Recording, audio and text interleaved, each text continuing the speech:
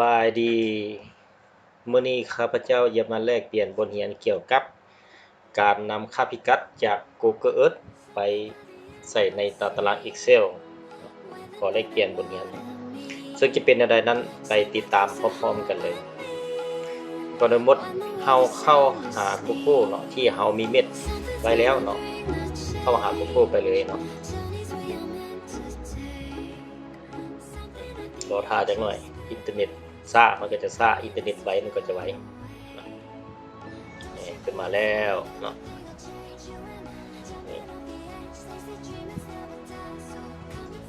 ใน Google Earth เนาะเฮามีเม็ดเนาะที่เฮาต้องการเอาค่าพิกัดของเม็ดแต่ละตัวไปใส่ในตาราง Excel เนาะตัวอย่างข้าพเจ้ามาเฮ็ดตัวอย่างแลกเปลี่ยนบทเรียนซึ่งกันและกันเนาะมาเบิ่งนี่ข้าพเจ้ามีเม็ดมาแล้วเนาะหรือว่าท่านใดมีเม็ดแล้วนะที่ต้องการเอาเม็ดค่าพิกัดไปใส่ตาราง Excel เนาะก็มาแลกเปลี่ยนบทเรียนกันเบิ่งเนาะนี่เม็ดนี่อันที่1เฮาก็เข้ามาเนาะคลิกซ้ายแล้วก็คลิกขวา save place as เนาะ save as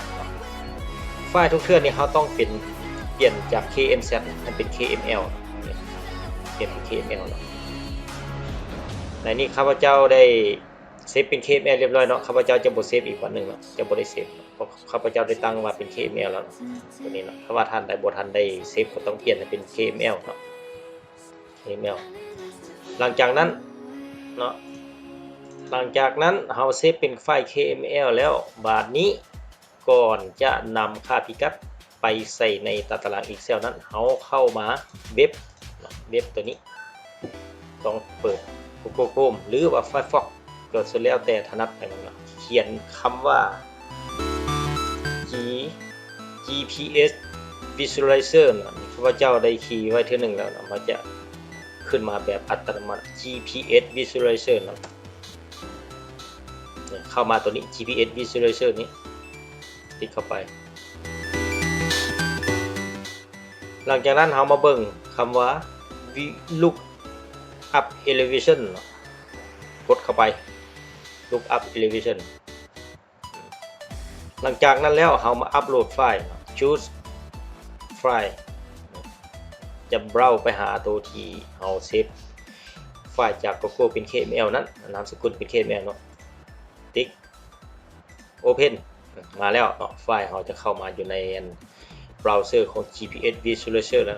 หลังจากนั้นกด convert and add elevation output หมายความว่าไฟล์ที่จะออกไปนี่จะเป็นนามสกุล GPX ไฟล์เนาะเอามากด convert เข้าไปเลยนี่มาแล้วเนาะมาแล้วหลังจากนั้นให้มากดคำว่าดาวน์โหลดเนาะตัวนี้มันจะแสดงถึงวันที่เนาะแต่รหัสของมันวันที่นี่ที่10เดือน6 2021เนาะ data เนาะ .gpx เนาะคลิกดาวน์โหลดนี่เข้ามาแล้วดาวน์โหลดเนาะมันจะไปอยู่ช่องดาวน์โหลดอัตโนมัติเนาะตัวนี้เนาะช่องดาวน์โหลด Open Folder เข้ามานี่จะมาอยู่นี่ถ้าเกิดคัดหรือว่า Copy ไปใส่โฟลเดอร์ที่เราต้องการสร้างเนาะในหน้าจอเนาะเพื่อมันเบิ่งง่ายเนาะตัวนี้ข้าพเจ้าเฮ็ดเซฟใส่หน้าจอเพื่อเป็นบทเรียนเนาะแลกเปลี่ยนเนาะมาไว้นี่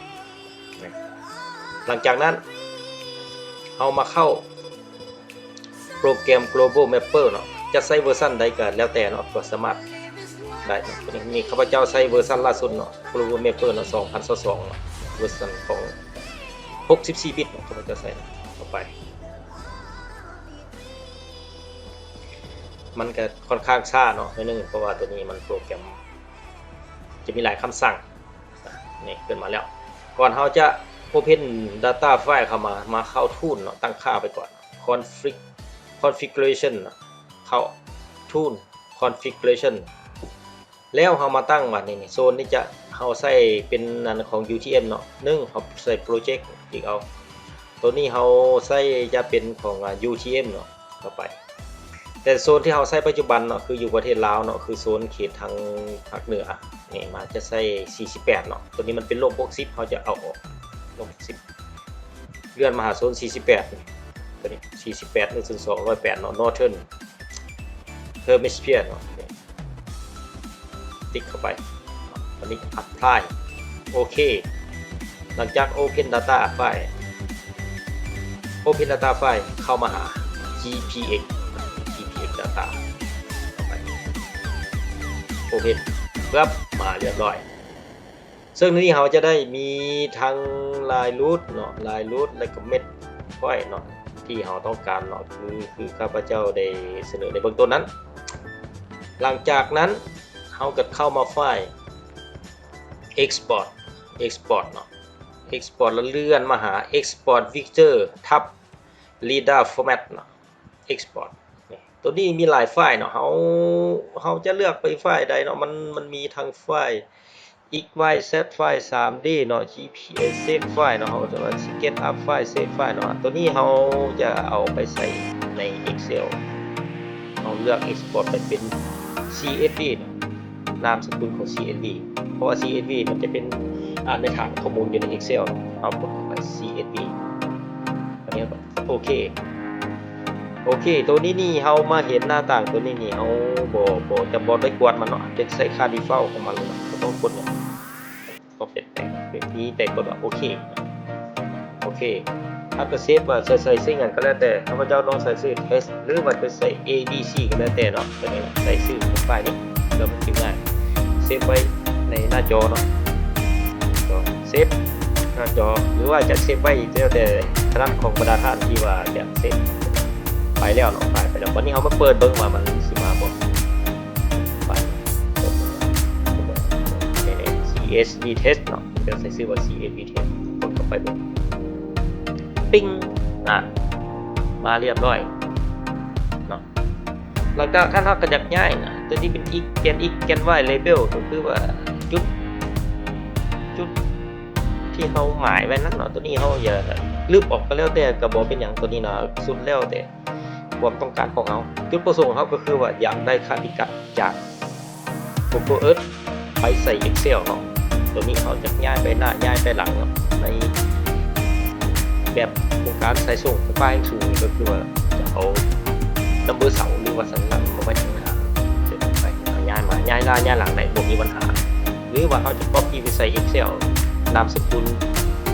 XLS เนาะตัวนี้นี่มันเป็นCSV นั่นก็เป็นขั้นตอนการนำเอาค่าพิกัดจาก Google Earth ไปใส่ Excel เนาะถ้าว่าท่านใดที่มีวิธีอื่นง่ายกว่านี้ก็สามารถแลกเปลี่ยนข้อมูลซึ่งกันและกันเนาะท้ายนี้ก็ขอขอบใจที่ได้ติดตามท่านใดที่ได้ติดตามก็กดไลค์กด Subscribe เนาะเพื่อเป็นกำลังใจในการสร้างคลิปในตอนต่อไปเนาะขอบใจ